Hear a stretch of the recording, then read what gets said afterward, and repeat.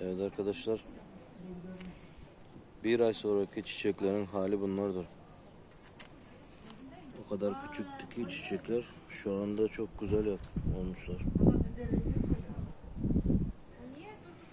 Bunlar narpızlar, adaçayı, fesleğen. Bu da rokamız. Her gün yiyoruz bunlardan, rokalardan. Kendim yetiştiriyorum. Bunlar kaktüs. Bunlar hıyar. Bakın güllede 5-6 tane de çiçek vermiş. Meyve vermeye başladı.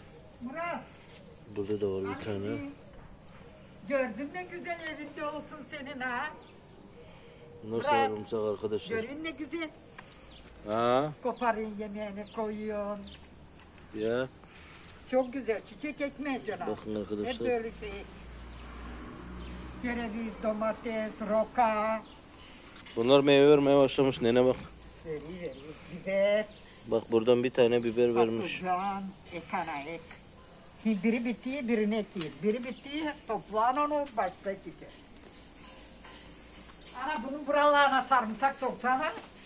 Yoksa var maydanoz üstünde. Maydanoz var burada. Onlar çıkmadı da çıkacak onlar. Çıkacak Kışa inşallah. kadar doğacak burası.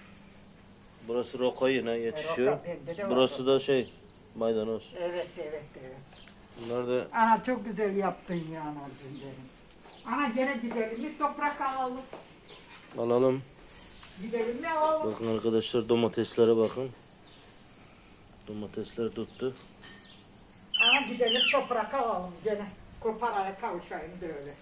Şöyle. Size de tavsiye ederim. Böyle bir balkon varsa ekebilirsiniz. Ben lazım olmayan bir yerden ektim arkadaşlar. Kimseye lazım değildi bu yer.